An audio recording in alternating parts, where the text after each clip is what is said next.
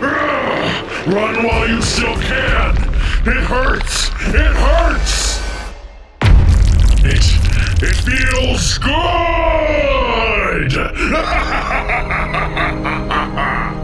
You see that, Pink? Join us. What's the matter? Scared? Where's she off to in such a hurry? Huh? Come here! This can't be happening! The Rainbow Friends can't end like this! Quickly, Pink, this way! Red? Quick, barricade the door. We should be safe in here. Your color is still intact, right? My color? What? Never mind that! What about my brother Blue? We have to go back for him! It's too dangerous. Everyone but us is an enemy. Now we have to move quickly before... Red? Oh dear. Won't you join us, Red? No! No! Ah! Join us! No, no, no! I have to get out of here before my color's changed too! Join us! Join us! No! No, please! No! Come on, open up! Join us! You know you want to. Let us in. Shh! Sis, it's me! Blue? You're okay! Boy, am I glad to see you! Likewise. I thought everyone else was a goner. Not yet, thanks to you. But Blue, what's happening out there? Why is everyone acting so strangely? And what happened to their colors? Not again. I don't know if we can take another incident. What do you mean, not again? This has happened before? Yes, it was before your time as a rainbow friend. We're safe in here for now, so I might as well tell you this story so you can better understand the situation. It all started what feels like a lifetime ago now, right after Red turned us all into rainbow friends. Green, orange, purple, and I used to be normal people, as you well know. Red changed us into monsters, and so we took it upon ourselves to repay the favor. Come on, boss. Don't you want to be friends with us? Making the Rainbow Friends was his lifelong dream, but becoming one?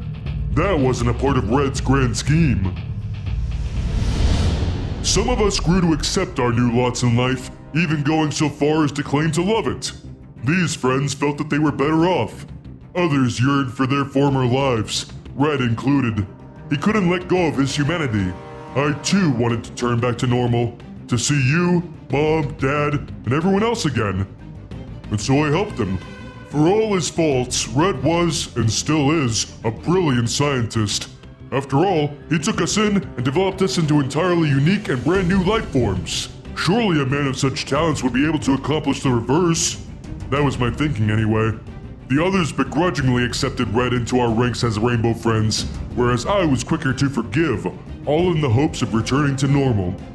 Day and night, Red and I would work in his lab, testing formulas and concoctions left and right. Well, he mostly gave me stuff to drink, and I did. So you were his guinea pig. Not the word choice I'd prefer, but essentially, yeah. Unfortunately, none of his potions had the effects we desired. With each failure, Red would curse his existence, shout at no one in particular, and then throw me out of the lab. He wouldn't calm down until the next morning, when he would be suddenly chock full of new ideas. Sounds exhausting. It was actually exciting. Through every failure, we felt as though we were getting closer to the solution.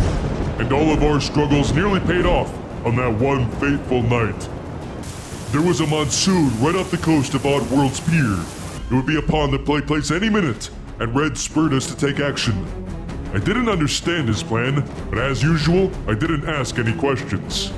As the winds and the rain came closer, the roof of the lab was blown off entirely. It was really scary. Red held up a couple of lightning rods, which seemed like a very bad idea. I tried to stop him, but it was too late. 2 huge bolts of lightning came down and hit the rods as the rain continued to soak us both. Red contorted as his entire body was electrified. I still remember the screams. When it was over, Red was faced out on the floor. I thought he was dead, but what happened next I never could have guessed. From his body, his color drained out and went into the layer of water on the ground, which carried it away. Red was left laying there white as a ghost. I rushed over to him and tried to shake him back to life. Unfortunately for me, he did come back, but he wasn't himself anymore. The white red bit my neck, and before I knew it, my color had drained too. In that moment, all I could think about was finding the others and spreading my affliction. I wanted to get rid of all the color in the world. Red and I were in agreement on that, and so we began to traverse the play place, looking for our next victims. We found Orange first. He was gorging himself in his cave as per usual. When he heard us approach, he reacted quickly to defend his meal, but calmed down when he saw us. Before we could question our unusual lack of color, we were on him. He put up a good fight, but I was able to get one good chomp in. Orange yelped out in pain before his color left him too. He rose like a zombie, and then we all continued on our hunt to spread the curse. Green would be easy. He was blind and couldn't even tell that there was anything different about us, apart from our new way of thinking. The three of us cornered him. Before he went down, he sniffed the air and could tell something was wrong, so he started to swing his limbs wildly in defense. He nearly knocked the three of us out, but I managed to duck his final blow in time. Didn't take long after that for him to quickly join our ranks and set out with us on our new collective mission.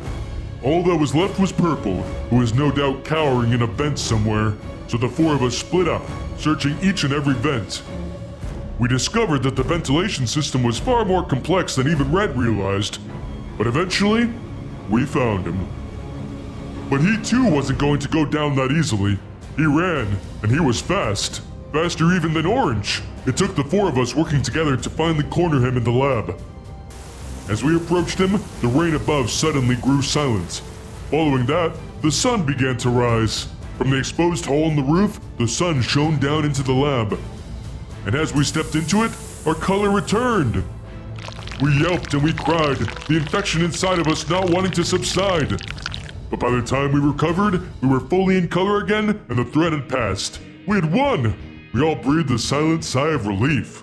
But now, the infection is back. We're all losing our color again. Yeah, but at least now we know how to cure it. We just gotta wait until the sun comes out and get them to step into it. You're right. That doesn't sound too hard. You were saying? Come on, Blue. We gotta run for it. Blue? Well, about that, Pink. Won't you join us? No,